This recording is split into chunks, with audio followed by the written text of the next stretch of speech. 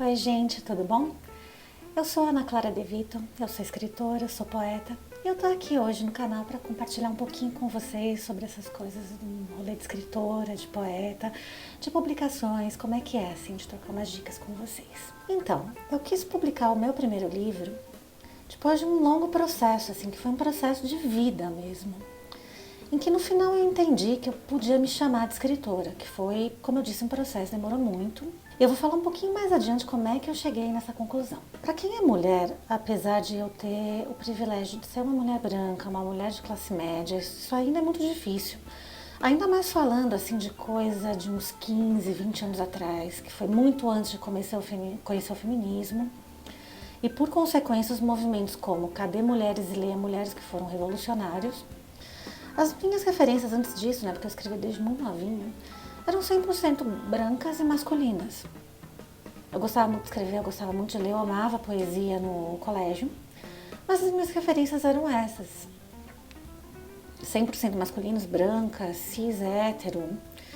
E daí eu simplesmente, apesar de amar muito escrever, eu não via como que eu ia ter chance de publicar, de compartilhar. Eu achava que aquilo não tinha valor, eu não me via. Não conseguia não escrever, né, porque eu amava muito. Mas não levava a sério, eu não me levava a sério. Colocava todos os meus textos, né, e inclusive textos de outras mulheres, que era tão raro, que quando chegava a mim eu não conseguia ver como no mesmo patamar. Então colocava tudo, especialmente o que eu fazia, numa caixinha de texto menor, relevante, pouco digno de atenção, porque naquela época a mulher escrevendo não tinha a permissão de passar do diário sentimental, né, da forma de diário. Mulher escrevendo só pode fazer diário. E eu cresci acreditando nisso. E as muitas mulheres que elas escreveram antes de mim, que escreviam, eram quase que completamente apagadas. Quase que completamente apagadas. Como eu falei, eu comecei a escrever muito nova. Desde criança eu rabiscava bastante, as aulas que eu mais gostava eram as de português, de redação, de literatura. Então eu estava sempre lá com meu caderninho, alguma aula de matéria que eu não gostava, eu estava sempre lá rabiscando as minhas coisas. Mas por todos esses motivos eu não levava nem um pouco a sério. Com maior regularidade, comecei a escrever com um pouco mais de método, no sentido de juntar o material a partir dos 16 anos. Como era muito nova, eu precisei passar por muita coisa. Então, depois de passar por todo esse processo, quando eu entendi que eu era escritora, eu quis ir pra cima, eu quis publicar o meu primeiro livro, né? Não é um sonho que é obrigatório todo escritor ter, né? Porque, ainda mais pra quem é mulher, mas quando eu entendi que eu era escritora, eu quis ir pra cima. Agora, por que eu escolhi publicar no formato mais tradicional, né? Formato do livro impresso, com ISBN e tudo, né? Por conta de muitos motivos, mas mais pelo desejo de materializar aquele projeto, aquela coisa louca, linda, de segurar o teu filho, né, teu livro, como se fosse um filho, né? Sentir as páginas, o cheiro, olhar para a capa, ver os cestos de orelha, todos os paratextos, enfim, de ter o livro na mão, né? Uma coisa que me atraía e me atrai muito ainda hoje, né? Mas principalmente por conta da facilidade maior de distribuição que esse formato ele oferece. O livro, por ter o ISBN, por ter esse registro próprio, ele pode ir para bibliotecas públicas, privadas, ele está nas livrarias, enfim, ele circula com muito mais facilidade, né, nesse formato. E daí, para que eu finalmente chegasse na etapa do envio do meu original para a editora, primeiro foi todo aquele rolê, todo aquele processo de vida, de entender, sim, eu sou escritora, sim, o que eu escrevo tem valor, sim, eu posso montar um original. Primeiro eu tive que passar por tudo isso até chegar o momento de sentar e pensar, agora eu vou fazer o original, vou montar o boneco do livro e seja o que o universo quiser. Para passar por tudo isso, eu contei muito com o apoio de escritoras amigas, de mandar o meu material para elas, de criar grupos de originais para a gente poder se sentar, discutir, né? Isso não era pré-pandemia, né? Tá estranho falar nisso hoje, né? Mas contei muito com esse apoio, com essas leituras conjuntas, presenciais, que a gente se encontrava para beber, para conversar, para estar junta. ter conversa franca sobre os nossos textos, nossos poemas, nossas crônicas, contos. E daí minhas amigas, elas me liam, elas sugeriam mudanças, ajudavam muito com a estruturação do projeto, né, que é muito importante. Porque primeiro livro é aquela coisa, né, ainda mais poesia, que é o meu caso, precisa muito, muito, muito desse cuidado. Desse cuidado, porque senão vai sair um amontoado de texto. A gente acha que, especialmente quando está começando, que foi o meu caso, achava muito que era colocar tudo no original, tudo que eu mais gostava, de uma produção que se estendeu por mais de 10 anos. E achava que tudo bem, mas não, né? Precisa de uma coerência. Tinha muitas Ana Claras escrevendo, né? Nesse período todo de tempo, né? Eram várias vozes, vários estilos. No começo a gente imita muito, né, as nossas referências. Então, esses grupos de originais, eles me ajudaram muito a entender que não, precisava de uma estruturação, de uma uniformidade. E foi isso que eu consegui, né, com esses grupos, que foi muito interessante. E finalizada essa montagem, que foi muito prazerosa, eu enviei o original para uma chamada aberta da editora Urutau, em 2019, que é uma editora pequena de Bragança Paulista, estado de São Paulo, que, dentre outras coisas, publica muitos livros maravilhosos de poesia, uma editora especializada em poesia. Então, eu coloquei como meta, né? Como eu escrevo poesia, eu queria publicar com uma editora que tivesse esse entendimento, né? Que tivesse esse cuidado maior com poesia. Então, mandei, né, o meu original, depois de todo esse processo, todo esse rolê, todas essas conversas, todas as modificações. Mandei, né, para a editora e qual não foi a minha felicidade quando descobri que eu tinha sido selecionada. Foi um sonho realizado, fiquei muito feliz. Eu lembro que na hora que saiu, a editora me marcou num post de Facebook, eu estava no trabalho, porque além de escritora eu sou funcionária pública, né, judiciária. Eu estava no trabalho, foi uma festa muito grande, eu comemorei com meus colegas, assim, surtei de alegria. E depois, enfim, de a gente ficar muito feliz, tem que ter todo o depois, né? Beleza, o livro vai sair, e agora? Tem todo o processo de edição, de diagramação e também a relação com a editora. Que no meu caso eu posso dizer que tudo foi muito tranquilo, especialmente a parte da edição. Eu e o editor, nós conseguimos chegar num consenso muito legal sobre as poucas modificações que foram feitas no texto final. E nesse ponto, né, o processo de edição, ele serve para que o teu texto ele fique em linha com o que a editora faz, né? E nesse momento eu gosto de lembrar de um conselho que eu tive, que foi muito útil, né? Se provou muito útil. No período que eu estava estudando poesia na Casa das Rosas, né? Porque eu frequentei o curso livre de preparação do escritor, né? Em 2018, pela Casa das Rosas. E lá eu tive um conselho que se provou muito útil nessa etapa de edição do primeiro livro. A gente tem que estar muito ciente do que a gente coloca num poema, num texto, para poder defender as nossas escolhas quando elas são postas em debate. E esse processo com o editor da Urutau foi muito tranquilo. Eu consegui defender o que eu achava que não tinha de mudar. Quando tinha que mudar, eu consegui chegar numa solução satisfatória para os dois lados. Então, isso foi muito importante, mas tendo esse conselho em mente. Do porquê que eu fiz aquela escolha poética, do porquê que eu coloquei aquilo no texto, né? Então, por conta disso, foi tranquilo. O editor também era bem aberto, a conversa fluiu, foi bem legal. Então, saibam defender as escolhas que vocês fazem no texto de vocês. E eu preciso acrescentar que não é no sentido de antagonizar toda e qualquer sugestão que a editora faça, mas no sentido de ter muito claros em mente os porquês das suas escolhas, que isso facilita muito o processo, facilitou para mim. Quanto ao processo de lançamento do livro em si, né, são processos dentro de um processo maior, né? O processo de se tornar escritora, o processo de se tornar escritora publicada. Por ter sido nesse longínquo tempo antes da pandemia, não teve uma pré-venda como a gente tem visto atualmente. As primeiras vendas foram um lançamento mesmo, a editora estava presente, eu não fiz tudo sozinha. Mas quem é autor também tem que se mexer, ajudar o máximo possível na divulgação, chamar o povo, pensar nos detalhes, de como que vai ser a festa, de como que vai ser a recepção, de como que vão ser os debates, né, porque teve mesa de debate.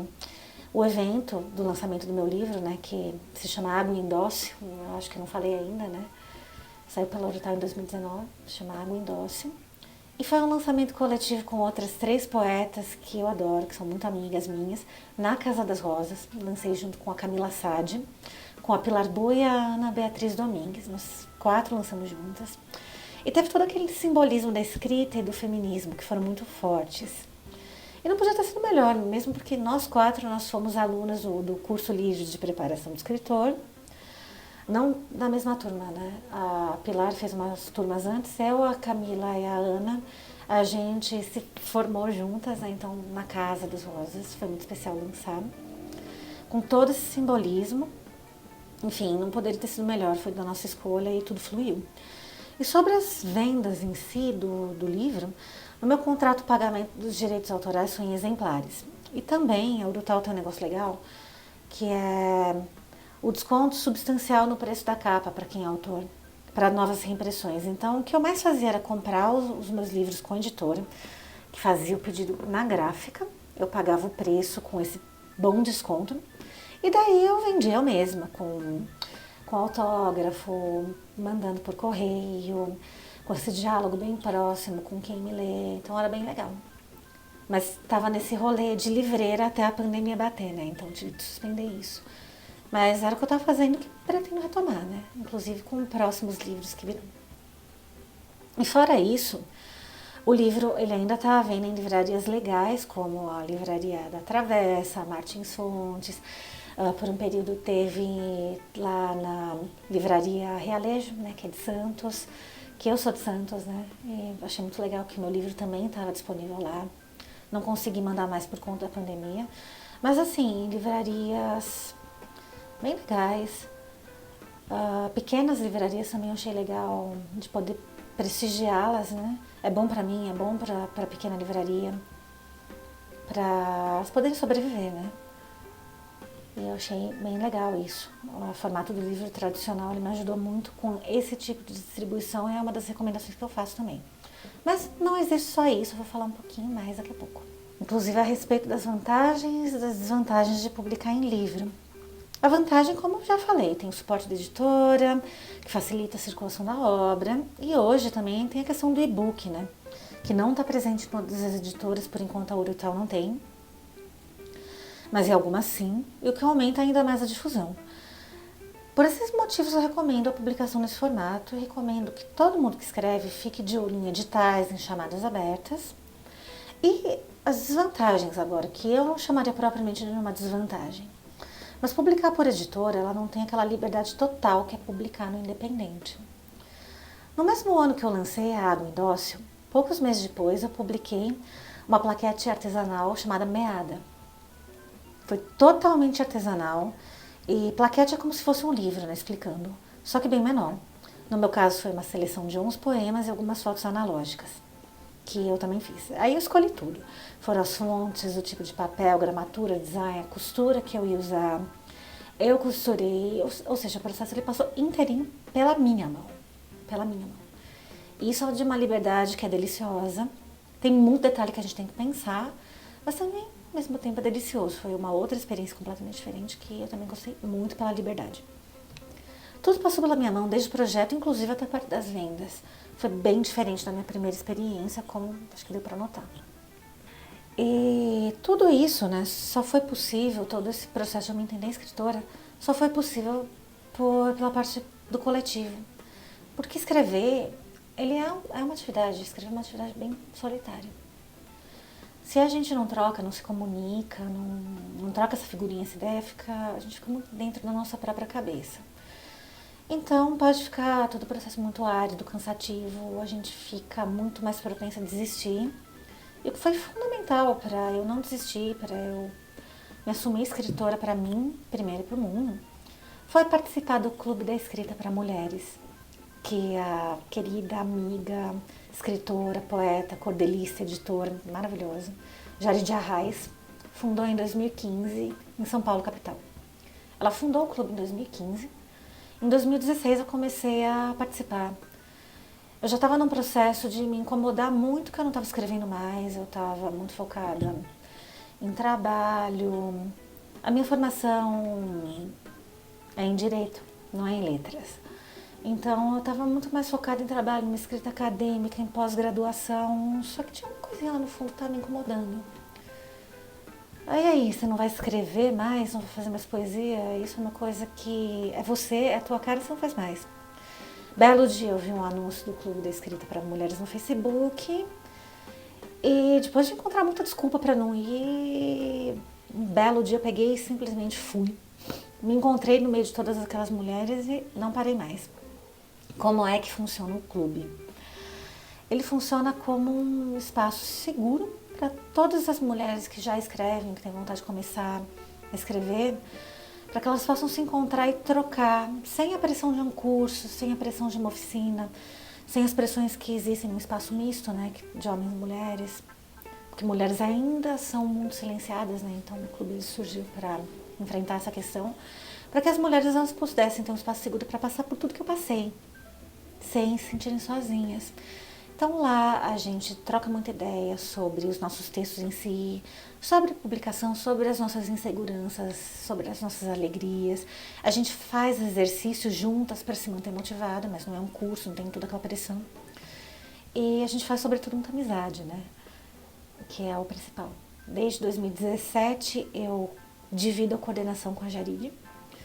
Só que por enquanto, por conta da pandemia, a gente parou as atividades, deu uma pausa. Só que o clube não acabou.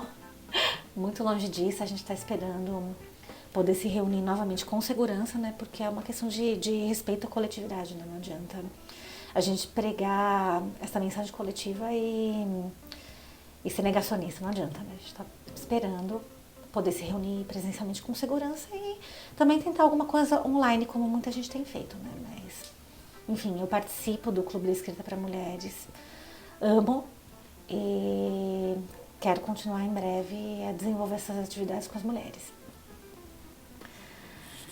Para seguir me comunicando, né? E aí a gente chega naquela questão, como que eu me comunico com o meu público, com as pessoas que me leem.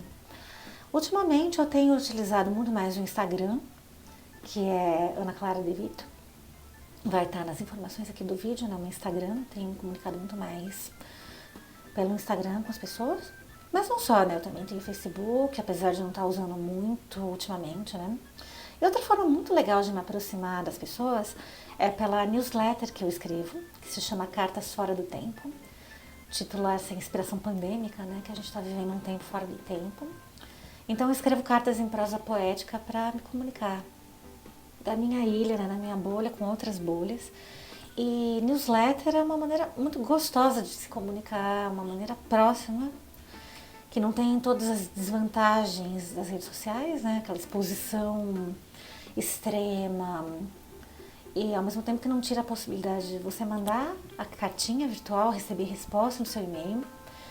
E além de ter a minha, né? Eu assino várias outras, né? Que é um momento muito prazeroso do meu dia quando eu posso sentar na frente do computador e ler. Inclusive uma que eu amo é algumas observações à Fê, né? Que é uma das que eu mais gosto, que eu sinto mais próxima assim do meu coração.